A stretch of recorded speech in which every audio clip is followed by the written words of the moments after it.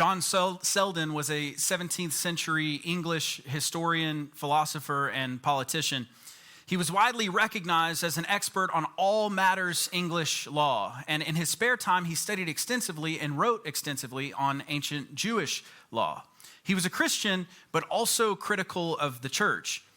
Somewhat in the mold of a legal-minded Martin Luther, Selden shined a light. I did that in the last service too. It's hard to say. Selden shined a light on the corrupt practices of the English church at the time, and he actually stirred up enough of a ruckus that King James I, the very same namesake of our King James Bibles, stepped in to reprimand and censure him. Who would have thunk old King Jimmy was not a fan of any reform that lightened the church's coffers? As you might imagine, Selden has quite the legacy in the legal community across the pond, but perhaps the only thing by which most Americans might recognize him today is by a phrase he coined. In one of his critical writings against the church and its practices, he said that priests carry an air about them of do as I say, not as I do. Welcome to week 5 of Come and See, the sermon series where we're considering the Apostle John's eyewitness account of who Jesus of Nazareth is, what he's like, and why he's worth following. And we'll be in John chapter 11 this morning. Feel free to turn there now if you'd like to follow along. And one thing to note before we step into the text is that John 11 represents a shift in the story of Jesus. And it represents a shift in our series as well. The invitation to come and see has a very unique application in this story and in this chapter. But let's not get ahead of ourselves. In John 11, we read that there's a certain man, a close friend of Jesus named Lazarus, and he's fallen sick. And Lazarus' sisters, Martha and Mary, have sent word to Jesus about it. Jesus was famous by this time as a healer. Surely he would want to know that his friend was seriously ill. Surely he would come immediately to help. Verse 5 reads, "Now Jesus loved Martha and her sister and Lazarus. So when he heard that Lazarus was sick, he jumped up and came at once to Bethany," right? He dropped whatever he was doing and he rushed to the side of his friend. No? This is one of the most curious things that Jesus does in the Gospels. Jesus loved Lazarus. So when he heard that Lazarus was sick, he stayed where he was 2 more days. And if you were with us a couple of months ago when we covered this text in our Hurry series, you might remember that Jesus intentionally waited for Lazarus to die because Lazarus' death and the ensuing resurrection was all part of God's plan leading Jesus to the cross. So after this 2-day delay, Jesus somehow senses that Lazarus has died, and it's only then that he gets up to go, as the supernatural knowledge of Lazarus is passing was his cue to set out for Bethany. And that's where we'll pick up in verse 17. On his arrival, Jesus found that Lazarus had already been in the tomb for 4 days. And when Martha heard that Jesus was coming, she went out to meet him, but Mary stayed at home. "Lord," Martha said to Jesus, "if you had been here, my brother would not have died." Underneath the surface of this story is a lot of very real pain and sorrow. I think with Scripture, sometimes it's easy to read these stories in a similar way that we might read a parable or a legend. We look for some kind of metaphysical truth to apply to our own situations. We look for meaning behind the story that will apply to our lives. But it's important to be reminded that these were real people, just like you and me. And Martha's brother has died. He has been taken from them too soon. These people were likely around Jesus' age or not much older, so 30s, 40s, and Lazarus has died somewhat suddenly. The cold hand of death has touched this family. Unexpected tragedy has barged into their house and left a profound absence. They are undone, grief-stricken, a gut punch. A hole has been carved out of their hearts, and no number of platitudes or Bible verses or hymns or sermons or hugs or prayers can fill it. Their loved one is gone. The arrangements were made, the scriptures were read, and the body was laid to rest. And they were apparently a prominent family, because John tells us that many Jews came to comfort Martha and Mary. The funeral was standing room only. And in ancient Jewish culture, major life events were carried out for days. Weddings lasted for days, funerals lasted for days. And so a few days after they laid Lazarus to rest, while the neighbors are still at the house and the family is still telling stories from years gone by, and friends who traveled far and wide to be there are still polishing off the leftover casserole, Jesus arrives. And when Martha sees him, she runs to meet him, and the first thing that she says is, "Lord, if you had been here, my brother would not have died." And look down at verse 32. When Mary reached the place where Jesus was and she saw him, she fell at his feet and said, what? "Lord, if you had been here, my brother would not have died." They both said the exact same thing, and it's no coincidence, because they've been saying it to each other for days. As soon as Lazarus got sick and they realized that it was serious, they sent for Jesus. They said, Jesus will want to know. Jesus will come to help. A day or two went by. Not getting any better. No one's arrived. They said, surely Jesus will come. We sent word. We know that he's going to come. He should be here any time now. And then another day or two went by, and Lazarus was fading from this life. And they were saying, why isn't Jesus here? We sent word. It's been several days. Why hasn't he arrived? If Jesus were here, he would make everything all right. And so when Jesus finally arrives, 4 days too late, the first thing out of both of their mouths is a sorrowful and regretful, "Lord, if you had been here." And many of us can empathize with their sorrow, because many of us have been in the same situation.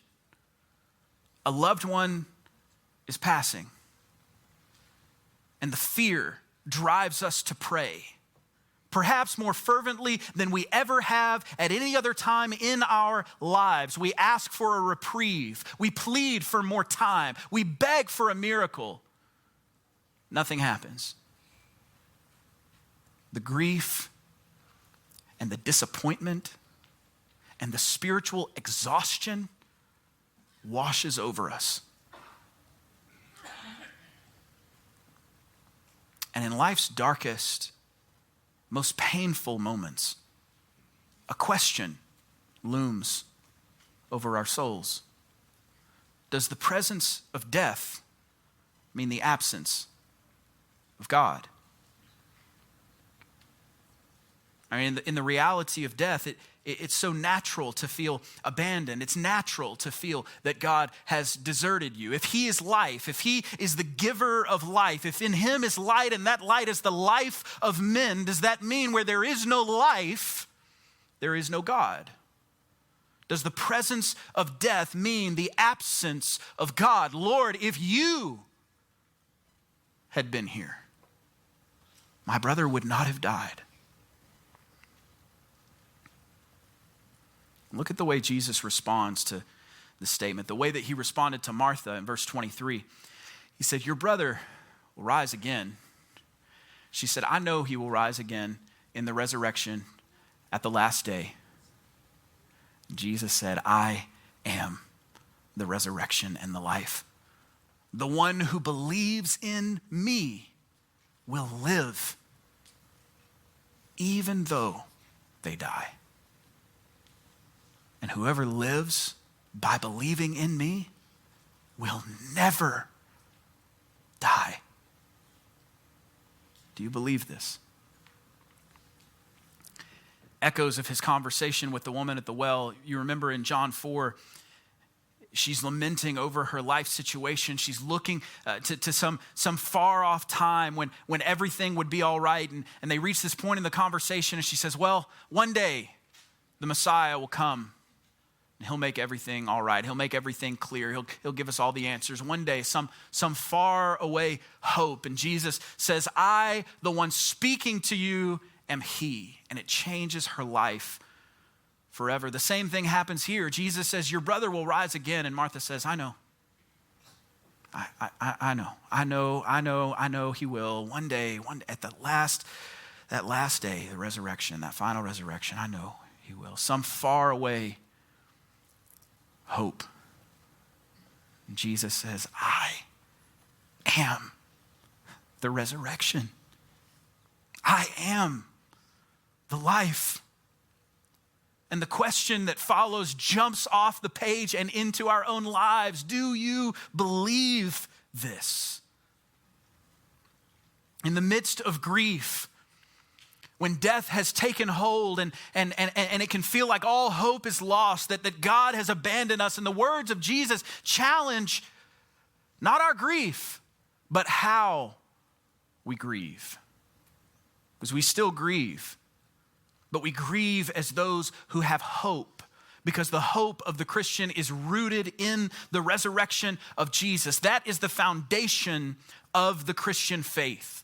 I want you to hear me this morning. No matter what denominational background you come from, no matter what worldview or background at all that you come from, there are many kinds of Christians. There are many different perspectives and views represented in the local church: theological, biblical, ecclesiological, political, social. There are a lot of different diverse opinions and perspectives in the church. If there is one thing that unites all Christians, it is the belief that Jesus of Nazareth died. And 3 days later, he rose again from the dead. And that's the hope that Christians carry within them, that because of Jesus' resurrection, that we will one day too be resurrected. And the question that was put to Martha is put to us in the midst of grief, in the midst of that cold, dark cave of sorrow. Do you believe this? Do you believe this? But that's not the only way Jesus responds to the statement, Lord, if you had been here. He gives Martha comfort and he challenges her faith. He calls her to faith. But look at his second response, verse 33. When Mary has just said the same thing that Martha did, Lord, if you had been here, my brother would not have died. It says, when Jesus saw her weeping, and the Jews who had come along with her also weeping, he was deeply moved and in spirit and troubled. Jesus was troubled, deeply moved. And we might assume that what moved him was empathy, compassion. But one of the most interesting things about this story is that these words are really actually best translated as angry, agitated, irritated, frustrated. Probably the best word to translate would be indignant. And scholars have debated for a long time what was the object of his indignation. And I would suggest to you this morning that it was born out of his love for mankind. The reality of death had laid hold of this family. Grief weighed heavy on their shoulders. Jesus looks at them. He sees the pain. He sees the sorrow. He sees the agony of loss in their eyes, the yearning for a kind of life long forgotten in humanity's memory. But he remembers. He remembers all too well what was lost in Eden. He knows how far we fell. He knows what God's original purpose and intention had been for us. Life without loss. Joy without grief. Peace, wholeness, incorruptible love. And in this moment, perhaps more than any other moment in his ministry, he is confronted with just how deep mankind's curse runs. And in the tear-soaked faces of his friends, and in the lifeless body of another friend nearby, he sees firsthand the boast of the grave, the fruit of sin, the ripple effect of what took place so long ago in the garden. He is face to face with what the evil one has done to his beloved creation, and inside him, somewhere deep within, he feels a searing, hot anger. Don't ever think that God is indifferent to your suffering. In the midst of hardship, when we've prayed and nothing happened, when we've waited and no one came, when we've cried out and there was no answer, it can feel that God has abandoned us, that he is far away, that he is detached, that he's apathetic to our cause. That's the lie. That's the whisper of sin in your ear. And the question inevitably comes, if God cares, why doesn't he do anything about it? Sometimes he does. Sometimes he doesn't. There is no discernible rhyme or reason to his decisions. His thoughts are beyond our thoughts. His ways are beyond our ways. Oh, the depth of the riches of the wisdom and knowledge of God. How unsearchable his judgments and his paths beyond tracing out. Who has known the mind of the Lord? Who has been his counselor? Who has ever given to God that God should repay them? For from him and through him and for him are all things.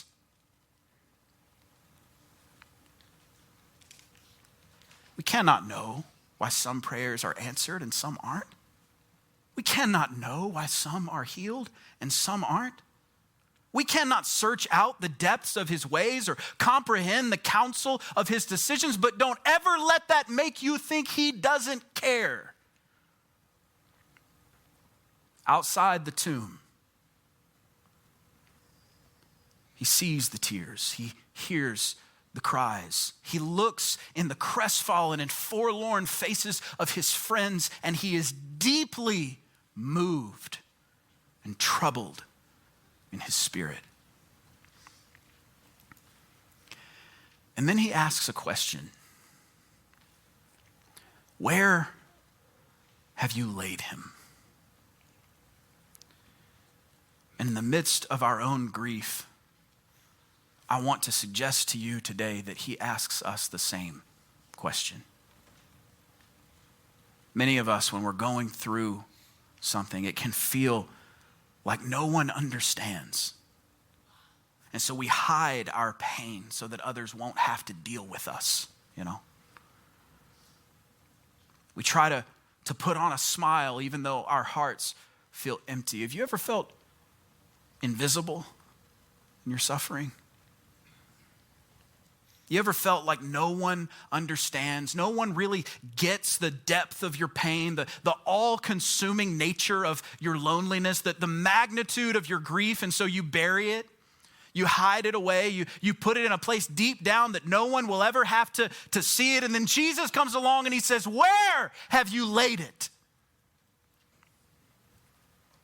Where have you stowed away your pain? Where have you buried your grief? I know you hide it from everyone else, but I want to see it. I won't pass you by. I won't brush you off. I won't hurry you along to more pleasant things. I want you to show me where you've buried it so that I can begin to heal you. It's only when we're honest with God, we're honest with our own souls, that we can begin to find healing in his presence. Where have you laid it? And here's the amazing thing about Jesus. This is the shift in the story. This is the shift in our series. Before we move to the next verse, we have to have to skip ahead for a second. We have to Tarantino it. I need you to see the end before you can understand what happens next. And so we have to, just real quick, I know hopefully we all know the story. I mean, if you don't, spoiler alert, Jesus is about to raise Lazarus from the dead. I know, mind blown, right? But after that happens, look at verse 45. This is right after. Many of the Jews who had come to visit Mary and had seen what Jesus did believed in him. But some of them went to the Pharisees and told them what Jesus had done.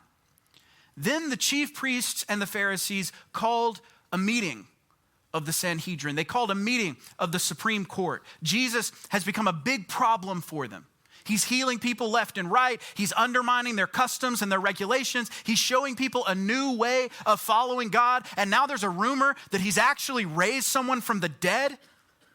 And they say, what are we accomplishing? Here is this man performing many signs. If we let him go on like this, look at this, everyone will believe in him. And then the Romans will come and take away both our temple and our nation. They can't let it continue. If he starts a revolution, if the people decide he's the true king, they will revolt. He's already stirred up too much trouble as it is, and at this rate, he's about to have the whole nation trying to make him king, and then Caesar is going to come in and drop the hammer on all of us. They can't let it continue. You see verse 53. So from that day on, they plotted to take his life. From that day on, they plotted to take his life. Of all the miracles he had performed, of all the wonders he had done in the sight of the people, turning water into wine and opening the eyes of the blind and making the lame walk and healing the sick and multiplying the fish and the loaves and driving out demons, all of it was leading here to this moment outside the tomb of Lazarus, and the reverberations of that event all the way to the Sanhedrin court in Jerusalem. This was the miracle, the sign that made the religious officials finally say, okay, enough is enough. And from that day on, they plotted to take his life.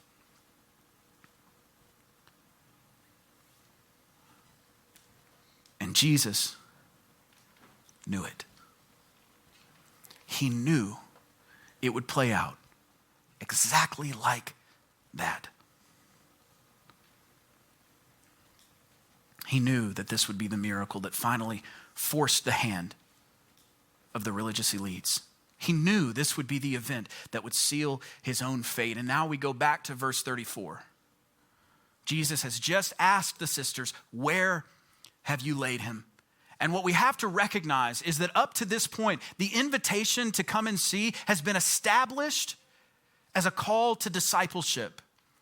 In chapter 1, when Andrew and John inquired about where Jesus lived, they wanted to get to know him better. They wanted to find out what he's like and whether he's worth following. And he offers that invitation, come and see. And then Philip finds Nathanael and he calls him to follow as well. And these doubts are expressed and he isn't sure what to say, but he just offers that invitation, just come and see. And then in chapter 4, when Jesus has this conversation with the woman at the well, her life is completely changed by this encounter. And she goes into her town and says to all the people there, come and see. It's an invitation to follow, an invitation to surrender, an invitation to step into one's destiny, God's plan for one's life. And up to this point, it has been used exclusively as an invitation to follow Jesus. From him to the disciples or from the disciples to others. But here there is a shift. Look at this. Where have you laid him? Come and see, Lord.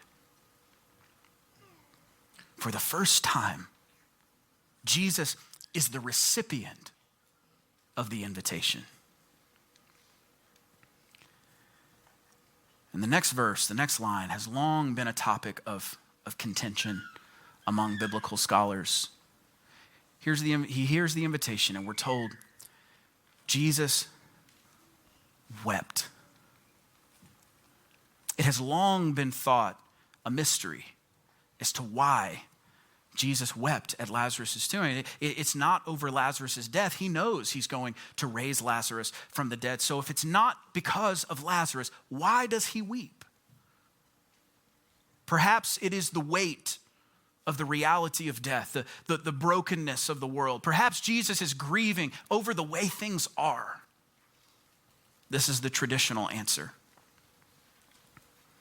But I would suggest an alternative interpretation.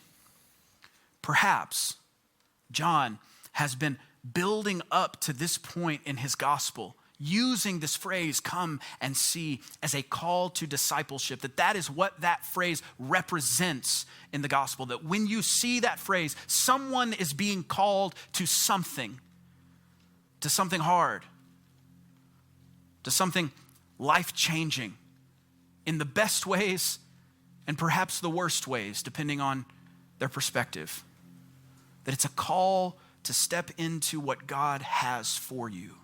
Call to discipleship in the truest sense of the word. And perhaps that's what John has established with this phrase. And the great German pastor and theologian Dietrich Bonhoeffer spoke of that invitation, that call to discipleship. And he said, when Christ calls a man, he bids him come and die. That is the truest meaning to follow Jesus, to lay down your own life so that in him you might find it. The call to discipleship is a call to death.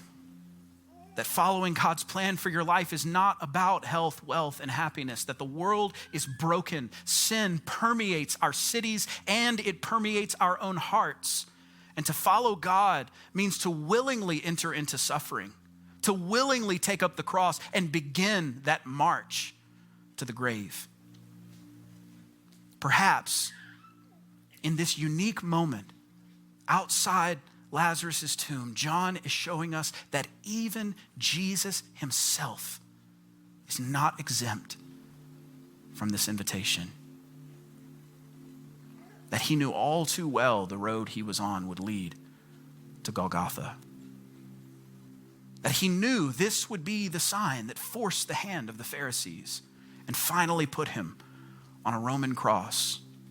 That he knew the moment that he called Lazarus out of that tomb, he was reserving his own place in it. That in the words, come and see, Jesus is invited to his own death, the beginning of the end. And he weeps.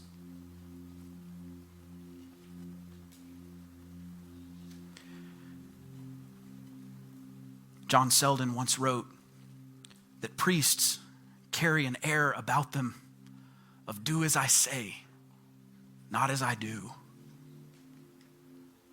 My friends, we do not have such a high priest. We do not have a high priest who is unable to empathize with our weaknesses, because we have one who has been tempted in every way, just as we are. Jesus is not a do as I say, not as I do kind of God. Our high priest leads by example. He goes before us, and he does not call us to anything he himself has not experienced. He does not invite us to a journey he has not walked. And the truth is that suffering is an inevitable part of life, but Christ has suffered the worst in our stead. The truth is that grief is an inevitable part of life, but Christ has borne the heaviest end on his shoulders. The truth is that death is an inevitable part of life, but Christ has gone before us into the grave. Outside the tomb of Lazarus, there's a stone rolled in front of the grave. A foreshadowing, a glimpse, a reminder of another tomb, another stone. Neither will stand forever. They will both be rolled away.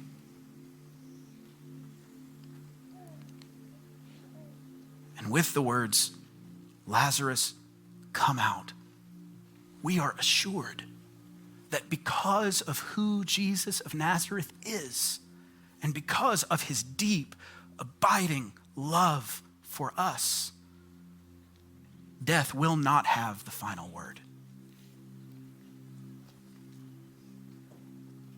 Today, the call is come and see. One day, it will be come out. Here are questions for reflection and discussion this week. What pain have you buried?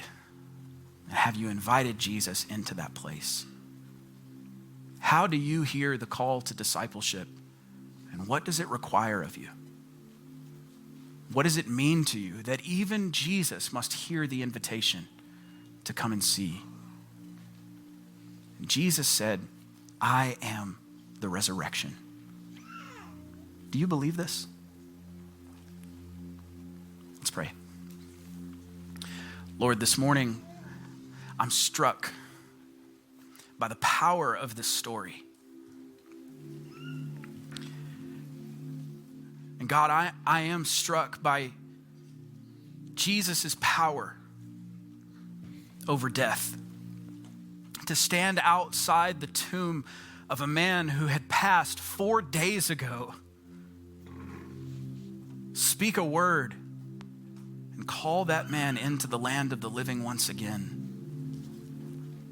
I'm struck by that authority, by the potency of that kind of supernatural power. But God, I'm struck even more, and I pray that each one of us would be struck even more by the humility and the obedience to do it, even though you knew it would lead you to your death. Lord, I'm humbled by your faithfulness.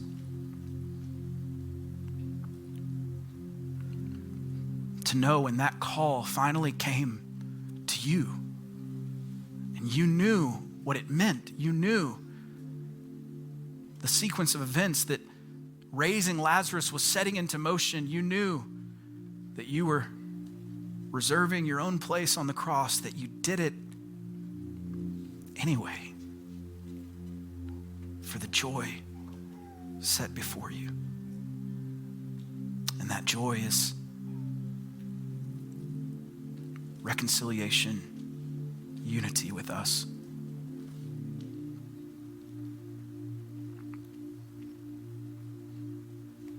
We are not worthy of such a high priest. Would you make us more like you? In Jesus' name, amen.